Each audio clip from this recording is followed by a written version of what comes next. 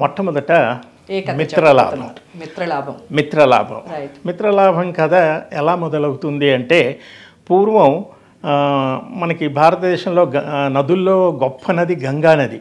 కాబట్టి గంగా నది బ్యాక్గ్రౌండ్తో ఈ కథ రచయిత మొదలుపెట్టాడు.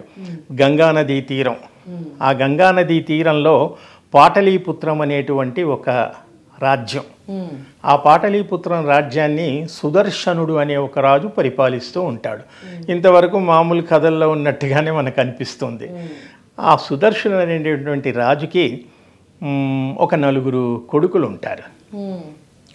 అతను గొప్ప రాజు. అయితే ఆ 4 కొడుకులు కూడా విద్యావంతులు కాదు, చదువుకోలేదు. వాళ్ళు విచ్చలవిడిగా తిరుగుతూ, విలాసాలతో తిరుగుతూ, జులాయిగా తిరుగుతూ, చదువుకోకుండా వాళ్ళు అలా కాలం గడిపేస్తున్నారు. అంటే ఇక్కడ ఏంటి, మనిషికి చదువు చాలా ముఖ్యం. చదువు వల్ల విజ్ఞానం వస్తుంది, విజ్ఞానం వల్ల ప్రపంచం తెలుసుకుంటాడు. కాబట్టి చదువు ఎంత ముఖ్యం అనేది చెప్పడానికే ఈ కథ ఇలా మొదలవుతుంది. అయితే ఆ రాజు పెద్దగా దాన్ని పట్టించుకోడు. రాజులు సంపద ఉంది, ఐశ్వర్యం ఉంది, పిల్లలు ఇప్పుడు కూడా మనం సమాజంలో కొంతమంది పెద్ద వాళ్ళ పిల్లలు ప్రవర్తించే తీరు కూడా అప్పుడప్పుడు పేపర్లలో న్యూస్లో చూస్తూ ఉంటాం. వాళ్ళు విచ్చలవిడిగా ఒక బాధ్యతారహితంగా తిరుగుతూ ఉంటారు. అది చెప్పడానికి ఇక్కడ ఈ కథను రచయిత మనకు అందిస్తున్నాడు. ఈ రకంగా ఉన్నప్పుడు ఆ సుదర్శనుడు అనే మహారాజు ఆస్థానంలో చాలామంది పండితులు ఉంటారు. అంతే కదా, రాజు అన్నాక పండితులు, కవులు, కళాకారులు చాలామంది ఉంటారు. ఒకరోజు పండిత గోష్ఠి జరుగుతూ ఉంటుంది ఆయన సభలో, ఆస్థానంలో.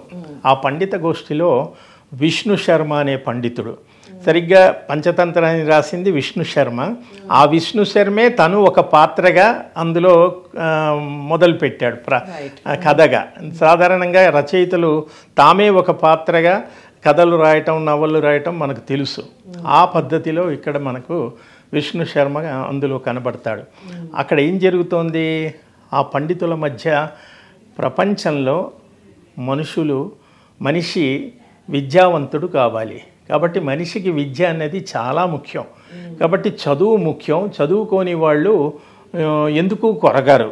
మన దగ్గర ఎంత డబ్బు ఉన్నా, ఎంత ఐశ్వర్యం ఉన్నా కూడా అది ఏదో ఒక రోజు కరిగిపోతుందే తప్ప చదువు, విజ్ఞానం అనేది తరగని సంపద.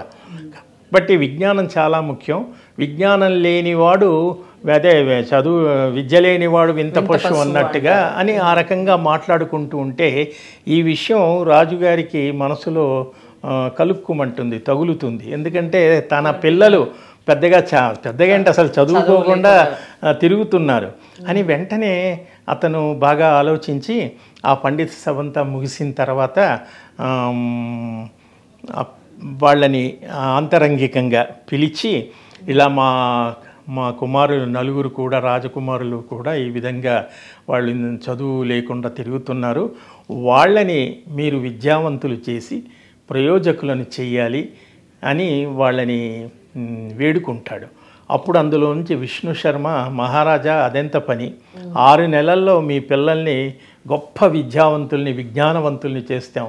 విద్యావనం వల్ల వివేకము, విజ్ఞానము కలుగుతాయి, మంచి వివేకం వస్తుంది, తెలివితేటలు వస్తాయి, మంచి సచ్చీలం వస్తుంది అని ఇవన్నీ చెప్పేటప్పటికీ అలాగే అని ఆ 4 కుమారుల్ని ఆ విష్ణు శర్మకి అప్పగిస్తాడు. విష్ణు శర్మ సరే అని ఒక మంచి రోజు, మంచి ముహూర్తం చూసి ఒక ప్రత్యేకంగా గురుకులాలు ఉండేవి పూర్వకాలంలో, అలా ఒక ప్రత్యేకమైనటువంటి ఒక భవనంలో తీసుకువెళ్ళి అక్కడ వీళ్ళని కూర్చోబెట్టి చదువు మొదలు పెడతాడు. చదువు అంటే పిల్లలకి చదువు ఏ రకంగా ఉండాలి అనేది కూడా మనం చెప్పుకుంటున్నాం.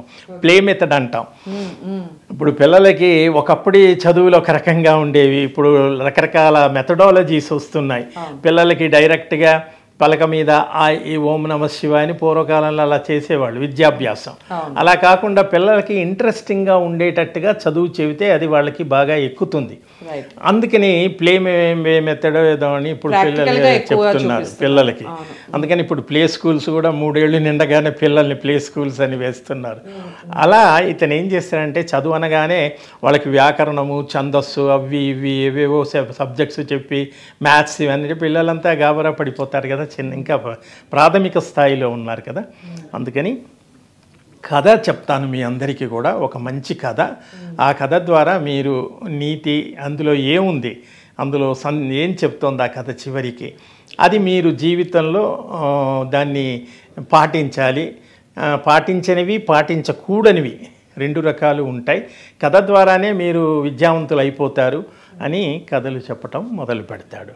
ఇది మొదటి కథ అతను చెప్తూ ఉన్నాడు.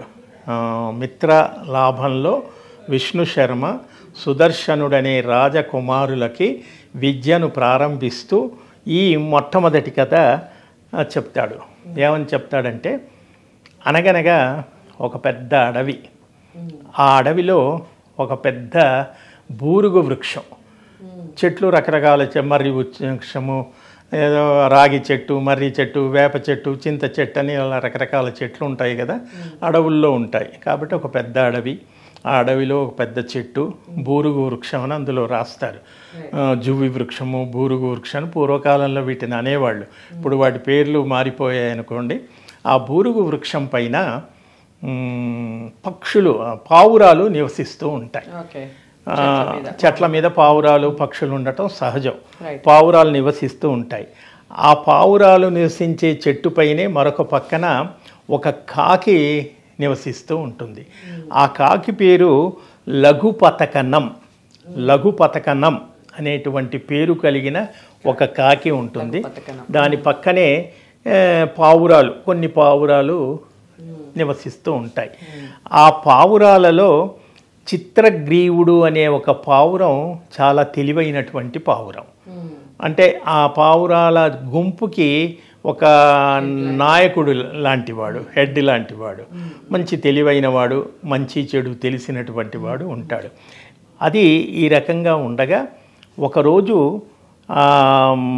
ఈ చిత్రగ్రీవునికి హిరణ్యకుడు అనేటువంటి ఒక ఎలుక స్నేహితుడుగా ఉంటాడు. పావురానికి ఎలుక స్నేహితుడుగా ఆ కథలో చెప్తారు.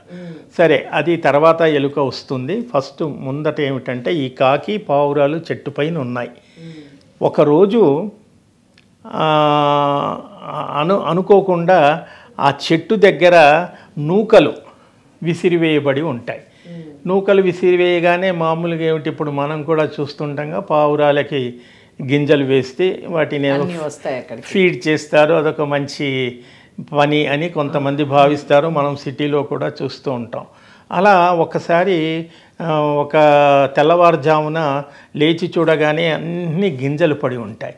అది చాలా ఆశ్చర్యం వేసి అప్పుడు ఆ పతకనం అనేటువంటి కాకి పావురాలకి చెబుతుంది, అక్కడ అన్ని గింజలు ఉన్నాయి, ఇవి తెల్లారేటప్పటికీ గింజలన్నీ ఎక్కడి నుండి వచ్చాయి, దీని వెనక ఏదో మోసం ఉంది.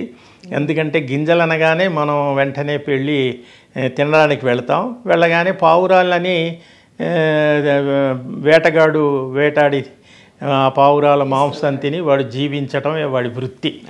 కాబట్టి మనం మోసపోవద్దు, ఆలోచించాలి అని చెప్పి ఆ కాకి అంటుంది.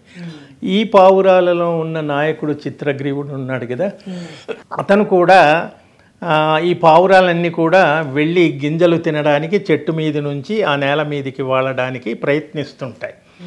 ఈ చిత్రగ్రీవుడు ఆపుతాడు, వద్దొద్దు, అలా వెళ్ళకూడదు, అలా వెళ్ళి మనం ఏ పని చేసే ముందు వెనక ఆలోచించాలి.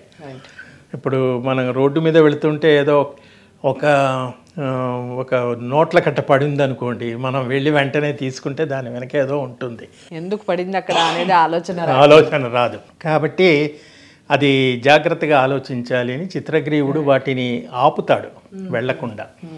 అయితే ఆ పావురాలలో ఉన్నటువంటి ఒక వృద్ధ పావురం, ఒక ముసలి పావురం అంటుంది, మనకి చాలా రోజులుగా ఆహారం లేదు, గింజలు దొరకటం లేదు, కాబట్టి దొరికిన దాన్ని ఏదో అనుమానంతో దూరం చేసుకోవడం తెలివి తక్కువ పని.